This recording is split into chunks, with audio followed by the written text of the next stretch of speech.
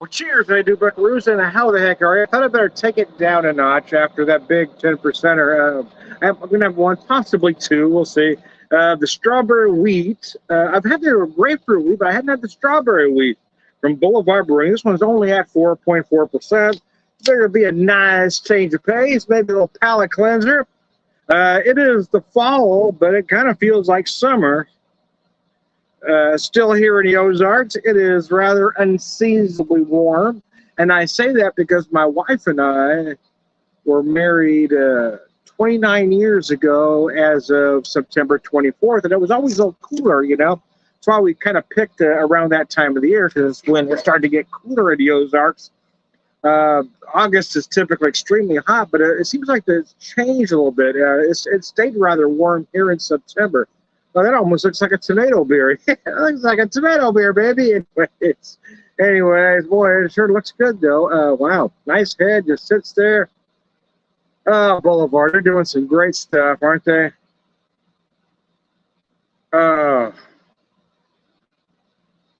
They've always been a solid yet underrated brewery for whatever reason. I don't really know.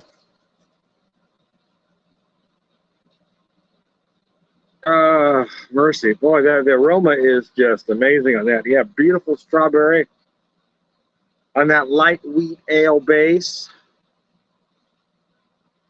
American wheat, I should say.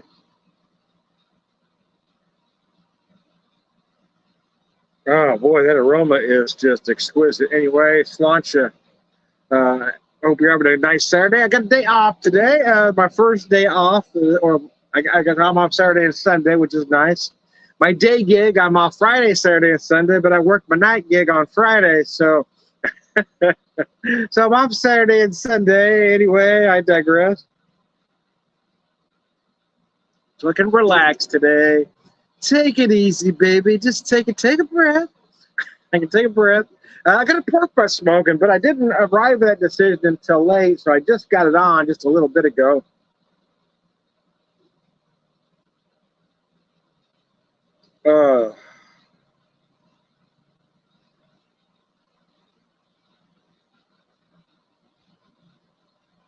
So although I typically make my own rubs, about a month and a half ago, we're in the Kansas City area, and I did pick up from Pepper Cave their championship barbecue rub, and I bought that one because it had no salt in it. So it allowed me to add the salt content, and I added that and a few other things. I do like the base seasoning, but there's certain flavors I like to enhance, let's just say. So I added a few things to it, but I've got that on there. It's smoking. Some maple wood.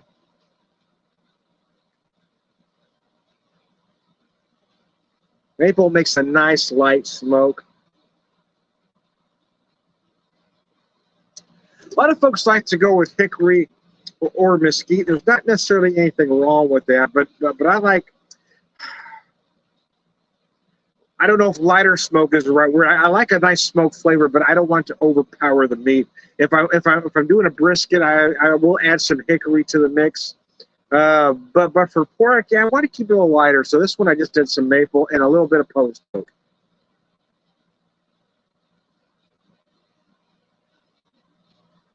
The post oak mainly steadies the heat, but it also adds a very light smoke as well.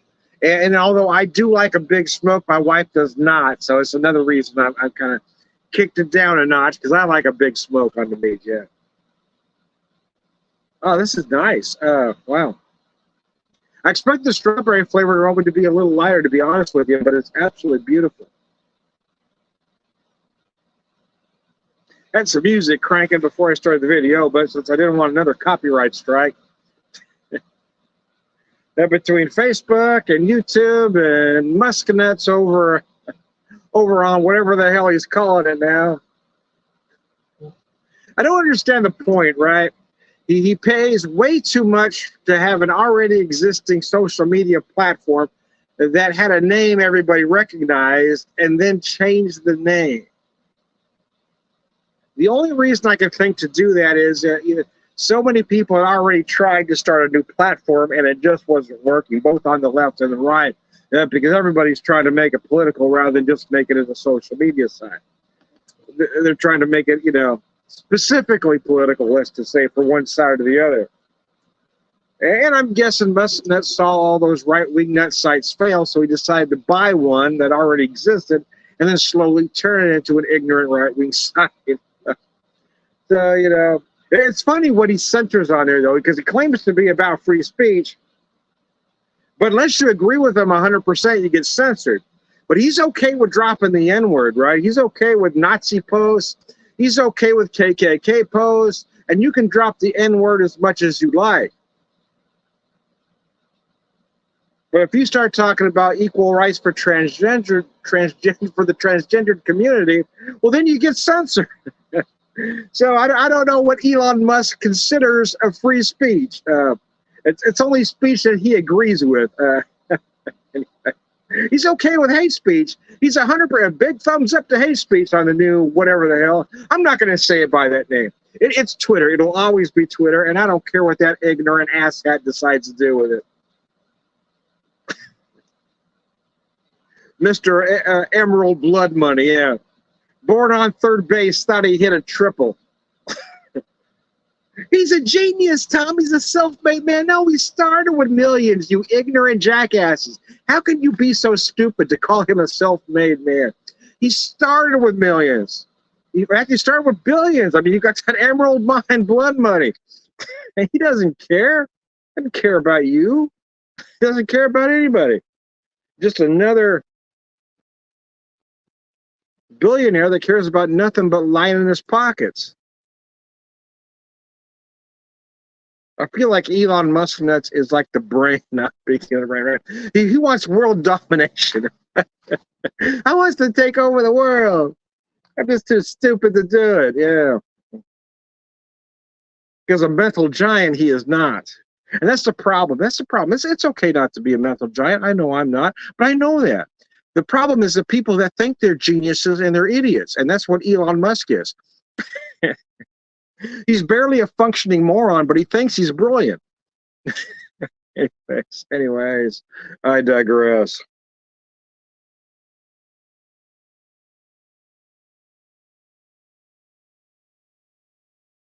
Man, that is a good beer. That is absolutely brilliant, man. Nice. I don't know. Yeah, typically a palate cleanser, you want the flavor to be more neutral. So this really doesn't work as a palate cleanser, let's just say. But it is good. Boy, I got it smoking nice now, though. I love this pit barrel system. It is a veteran-owned company, and I very much like that.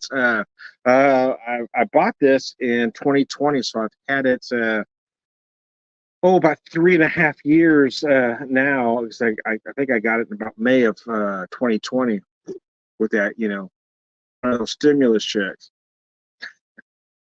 The first stimulus check they sent, with nothing. I mean, they just paid bills, man. We're going to be nice and send you this nice check because we care about you, want you to spend money to get the economy going again. What the rich people didn't really take into consideration, though, is that the working class people had to keep paying bills, even though they were no longer working or working less hours. They still had to pay bills, and their landlords or mortgage companies were not letting them skip those. I even sent a message to mine, to be honest, because I heard on TV that a lot of places would start working with you if you sent them a message. So I sent mine a message that, is there any way we could, are you guys, well, I said, are you guys doing anything to help? I saw this on television. I said, no, we still have to pay bills. So do you. So, okay, all right then. And not only did I have to keep paying, but my rent was raised 3 times during the pandemic. How about that? That was a fine how do you do. Tom, why didn't you find another place to go? The truth is, even though it did go up 3 times during the pandemic, it was still less than any place else I can rent.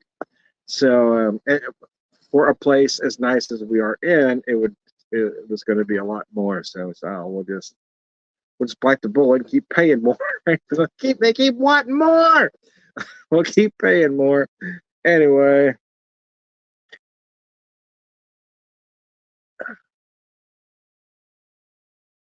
So we got the pork butt smoke.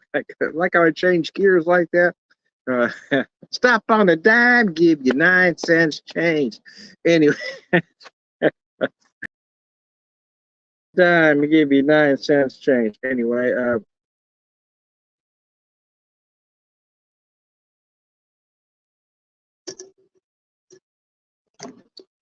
changed prop there. Put that right there. As I pop beer number 2, how long it take me to drink that? About 10 minutes. All right. Since we're drinking the same beer, we're gonna stay with the same glass. If I was changing beers, I change glasses, but you know, but you know, man. Anyways, I digress. Boulevard is I don't know why they seem to be overlooked by serious craft beer geeks. Because they've been doing great beer for a very long time now, almost since the very beginning. They were one of the early, not the first, but they were one of the early craft breweries. And of course, like everybody else, they've had to make some changes over the years. They've kept a couple flagships, but I remember that early stuff, right? Excuse me. I remember, of course, I remember the original Boulevard wheat. Their pale ale, the original pale ale was brilliant, and along with the Bully Porter, because there just wasn't a lot like that out at the time when that beer first came out. But here, here in this neck of the woods, the first time I had the Bully Porter, I went, oh man, it's a good beer, baby. But then I remember when they start really doing some big stuff. I said, "Oh man, now you guys are kicking." That first Brett Saison they did, oh geez whiz, that beer was golden.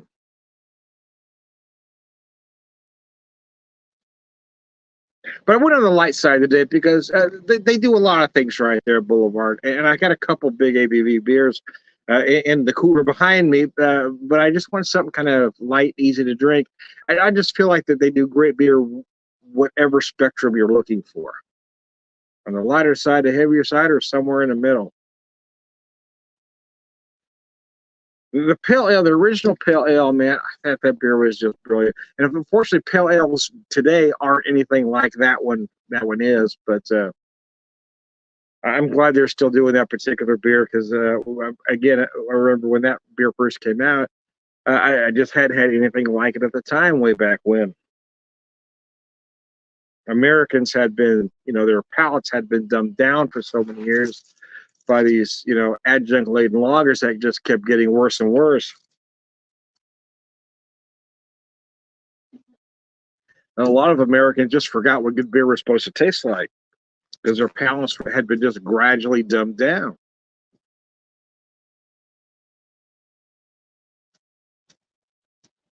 Kind of like with American palates now with fast food, right?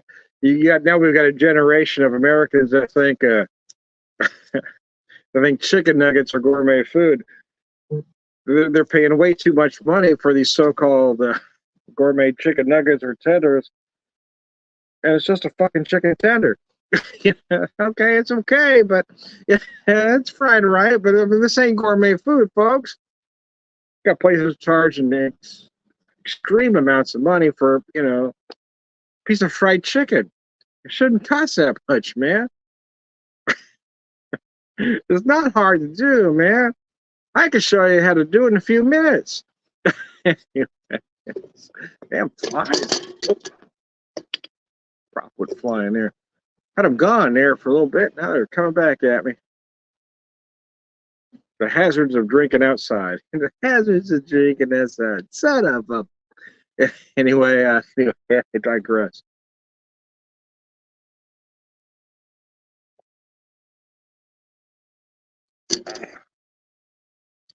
So I probably got about 5 more hours on my pork here.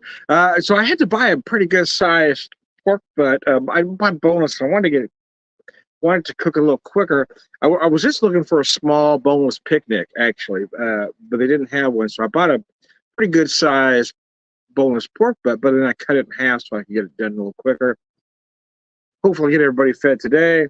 If not, it'll be there tomorrow. I'm just going to let it sit on there until it's done. That's the great thing about the pit barrel system is that you just leave it alone. That was the hardest thing to learn when I first got this thing is that just leave it alone. There's no temp gauge on here. There's nothing to check. You don't add any coals anytime. You don't add water. You don't add anything. You just have to believe in the system. And that was really the hard part for me is just okay. Once I bought into the idea, wow, this stuff is amazing. I mean, you're going to get stuff right every time if you just follow the system, and that's just the way it is. Damn flies! Jesus Christ, I don't know where they all came from.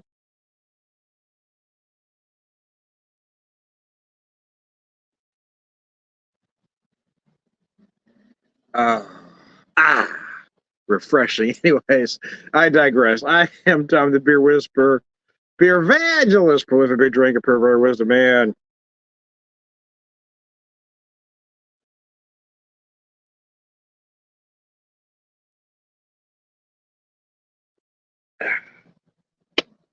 Biscuits and gravy all around good guy. Sláinte.